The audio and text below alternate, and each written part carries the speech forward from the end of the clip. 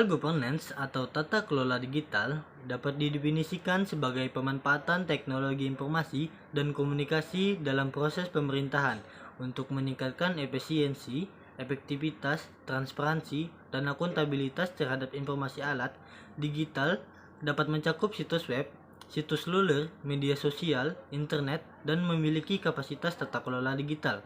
Dapat memiliki nilai infrastruktur dan dukungan masyarakat dan menciptakan nilai inovasi dan efisien terhadap lingkungan masyarakat dan pelayanan publik terhadap digital governance tersebut.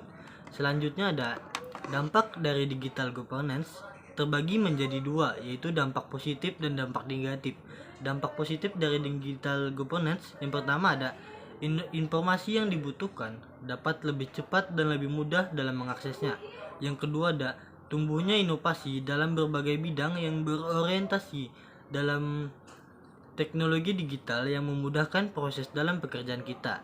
Yang ketiga ada munculnya media massa berbasis digital, khususnya media elektronik sebagai sumber pengetahuan dan informasi bagi seluruh masyarakat. Yang kedua ada dampak negatif dari digital governance. Yang pertama ada ancaman pelanggaran hak kekayaan intelektual atau yang disingkat dengan HKI.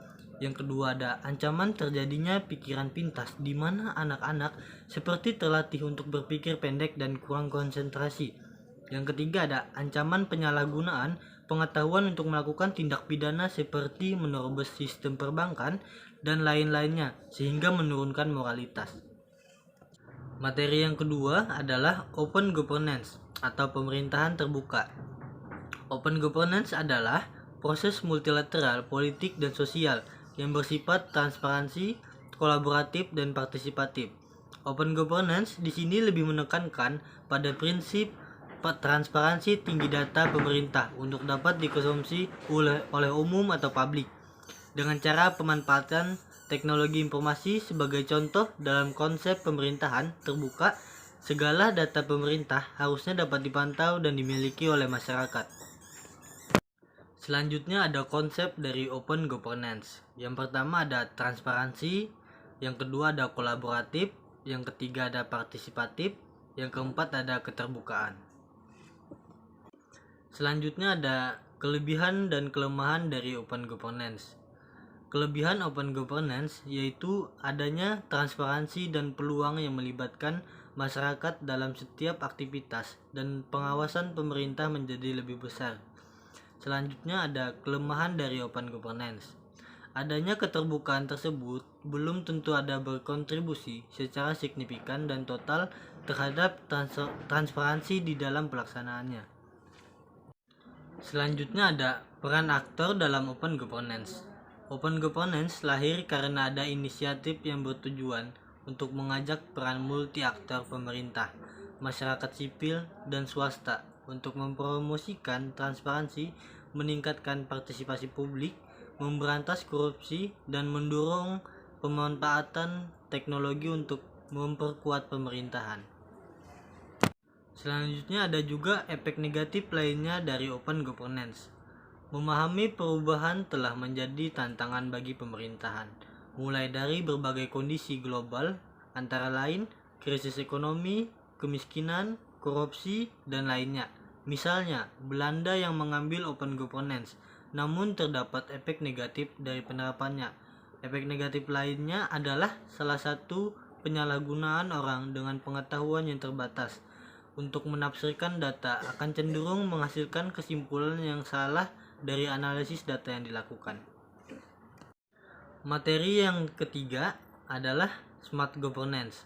Smart governance diartikan sebagai tata kelola pemerintahan yang pintar, serta tata tamong pemerintahan daerah yang secara cerdas mampu mengubah pola-pola tradisional dalam birokrasi sehingga menghasilkan bisnis proses karena adanya inisiatif yang bertujuan untuk mengajak peran multi aktor, pemerintah, masyarakat sipil, dan swasta untuk mempromosikan transparansi, meningkatkan partisipasi publik, memberantas korupsi, dan mendorong pemanfaatan teknologi untuk memperkuat pemerintahan.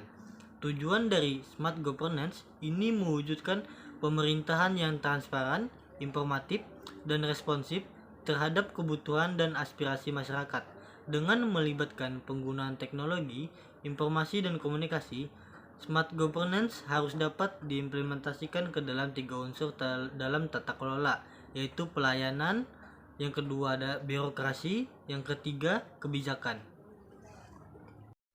Selanjutnya ada bentuk tata kelola smart governance. Adapun bentuk-bentuk tata kelola smart governance sesuai referensi dari Mogi J 2003 dalam literaturnya yang berjudul Smart Governance. Yang pertama ada membangun rasa urgensi, yang kedua ada menciptakan koalisi pemandu, yang ketiga ada mengembangkan visi dan strategi, yang keempat ada mengkomunikasikan visi perubahan, yang kelima ada memberdayakan aksi berbasis luas, yang keenam ada menghasilkan kemenangan dalam jangka pendek, yang ketujuh ada mengkonsolidasikan keuntungan dan menghasilkan lebih banyak perubahan, yang kedelapan ada menanamkan pendekatan baru dalam budaya. Selanjutnya ada fungsi dari tata kelola smart governance. Adapun fungsi-fungsi tata kelola smart governance sesuai referensi dari Mogi J 2003 dalam literaturnya yang berjudul Smart Governance. Yang pertama ada Smart Interaction atau interaksi cerdas. Pada fungsi dan bagian ini, interaksi yang cerdas antara pemerintah dan masyarakat harus memperhatikan partisipasi dan kolaborasi serta hubungan dan jaringan masyarakat di dalamnya.